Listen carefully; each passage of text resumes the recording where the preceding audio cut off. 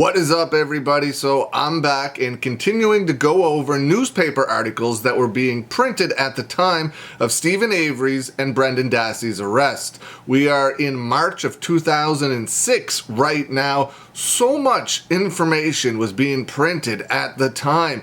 Like, a lot of the theories that are being floated around today came from the media all the way back then. There was a lot of stuff printed that I had no idea that were theories all the way back then. I assumed that a lot of the stuff came out after Making a Murderer aired, but it was being printed years, a decade before Making a Murderer ever aired on Netflix. This first article is from the Janesville Gazette, and it is from March 9th, 2006.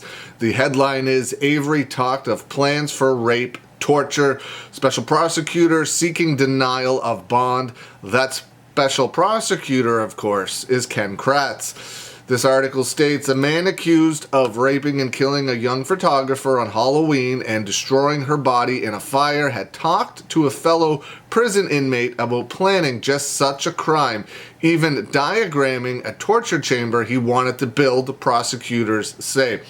In a document seeking a denial of bond for Steven Avery, Special Prosecutor Ken Kratz said the defendant had a history of violence against females dating to before he was wrongfully convicted of a 1985 crime and sent to prison for 18 years. Steven Avery was freed in 2003 after new DNA evidence showed he didn't commit the crime, had talked with fellow inmates about abducting, raping, and killing women, and made diagrams of the torture chamber he planned to build after getting out, the document states.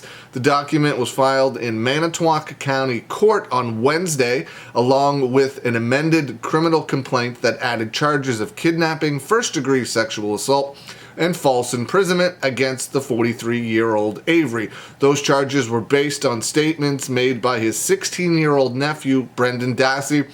Let's not forget how they got those statements from Brendan Dassey, who was charged last week with being a party to first-degree intentional homicide, first-degree sexual assault, and mutilation of a corpse. Dassey provided investigators with a detailed account. Dassey provided investigators with absolutely nothing.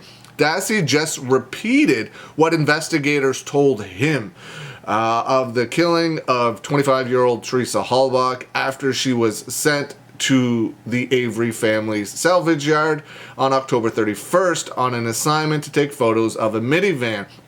And let's not forget, someone mentioned this in the comments the other day, Dassey didn't release a statement whatsoever. Dassey gave barely one-word responses and one-word answers to what the investigators were asking him. He didn't even really repeat back, yep, we did this, that, and the other thing.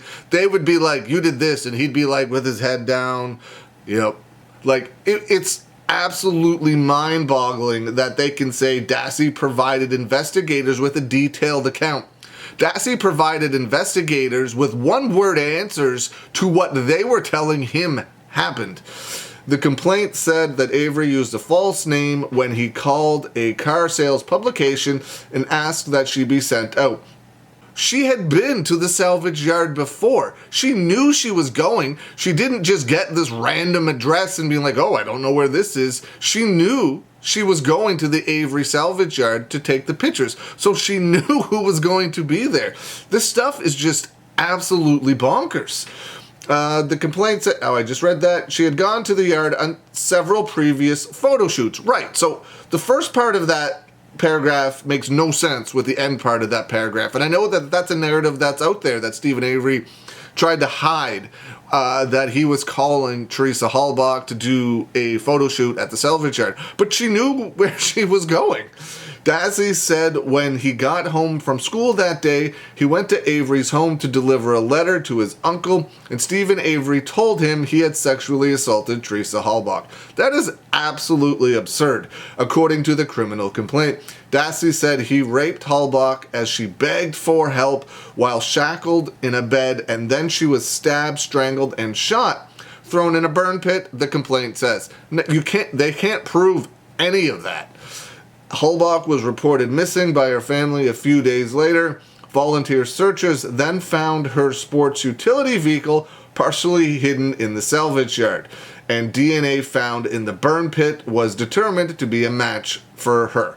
So they cleaned up, allegedly, Steven Avery's trailer, his home, to immaculate condition.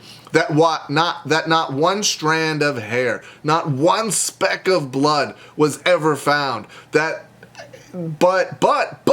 they left the car just laying out in the salvage yard with sticks over it. Like, this story is absolutely ridiculous, and that's all it is. It's just a story. Seeking to change Steven Avery's $500,000 bail, which was a cash bail, Kratz asked that he either be denied bail entirely or have it raised to $2 million. Avery's attorneys have filed a motion seeking to change the cash bond to a property bond. That motion asks Manitowoc County Judge Patrick Willis to consider the bond on a mortgage on the Avery family's salvage yard. A bail hearing is set for March 17th. Just absolutely crazy. This next one is from March 10th, 2006, and it is from the Madison Capital Times. Avery lawyer, fair trial at risk. You don't say. A lawyer for Steven Avery contends in a legal motion that authorities have been releasing information that jeopardizes his clients. Talking about Ken Kratz releasing all of the ridiculous information that Ken Kratz was releasing publicly at the time to a live press conference that was aired everywhere. Attorney Dean Strang suggests that the statements made to investigators by Avery's 16-year-old nephew, Brendan Dassey, about the killing of photographer Teresa Halbach may not be admissible in court after first being released to the public. The motion filed in Manitowoc County Circuit Court said the release of the statements by Dassey, as well as information about physical evidence and other opinions about Avery's guilt, could make a fair trial impossible. Strang cited what he calls a series of remarkable news conferences, including the one at 8 p.m. on March 1st, when Special Prosecutor Ken Kratz announced that a relative of Avery had been taken into custody and admitted his involvement and that of Avery in the death. Avery has reportedly said he has no knowledge of Teresa Halbach's death. A criminal complaint filed against Brendan Dassey the next day included the first account of how Halbach allegedly died. They needed Brendan Dassey to make up all of the stuff that Brendan Dassey made up so that they could convict Steven Avery and just take an innocent 16-year-old boy's life away from him. Dean Strang's motion asks that prosecutors refrain from releasing information about the case if there's a reasonable likelihood that such disclosure will interfere with a fair trial. I mean, that makes perfect sense. The motion is expected to be taken up when Avery appears in court next Friday for a hearing on his bond, now set at $500,000. Brendan Dassey's mother, Barb, who is Avery's sister, said in an interview Thursday that her son has never gotten into trouble and wouldn't hurt anyone unless threatened or forced to. As for the Halbach case, he tells me that nothing happened and that his first statement was true and the rest weren't.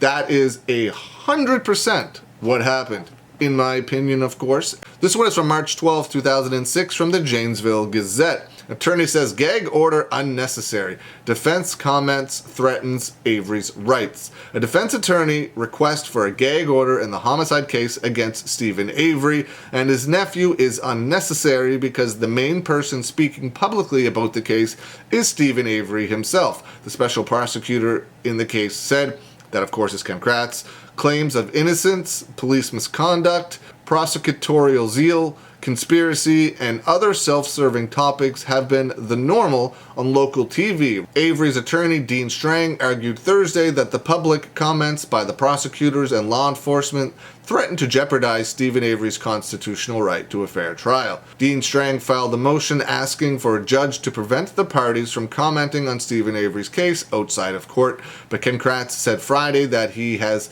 confined his comments during news conferences to information publicly available in the criminal complaint. That is not even a little bit true. He explained how everything was allegedly done. Nobody knew that. At a news conference on March 1st and 2nd, Kratz prefaced his comments by saying the defendants are presumed innocent. He said a written response to Strang's motion. More importantly, many of the most chilling details were omitted from my public comments. That is not even a little bit true.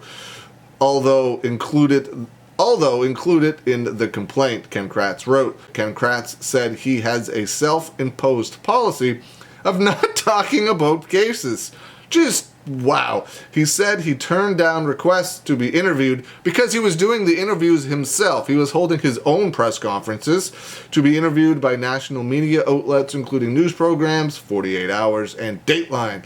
Given his policy, Kratz is not convinced that Strang's recommendation is required or justified, because Ken Kratz wanted to continue to do all of these press conferences that he was doing on his own. Wisconsin shouldn't sing an executioner's song.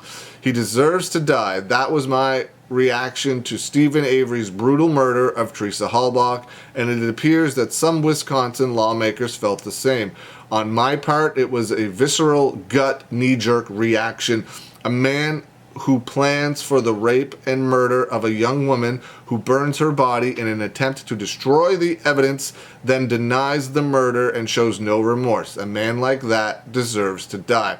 Yet, who am I to decide who lives or dies? If the Republican-controlled state Senate has its way, Wisconsin residents will soon be asking themselves that question. Last week, the Senate voted to put an advisory referendum on the ballot in September. Now that proposition will go to the Assembly.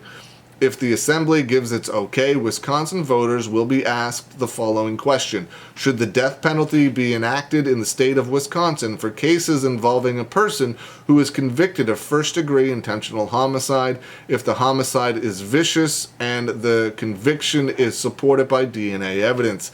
As a voter, I will get beyond the knee-jerk reaction and ask what purpose the death penalty would serve.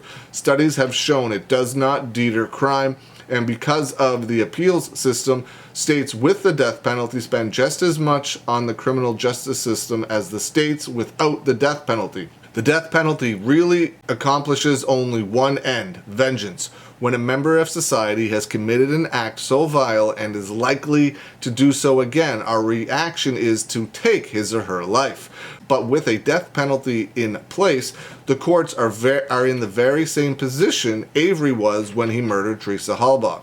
Like him, the courts will decide to take a life. At least Wisconsin's guidelines for the death penalty would be fairly specific, but who is a judge whether first-degree intentional homicide is vicious? In Texas, between 1982 and 2006, the courts found it necessary to execute 359 inmates. 4 more are scheduled to be executed this month alone. Wisconsin residents may soon have to decide if they want to put themselves in an executioner's chair.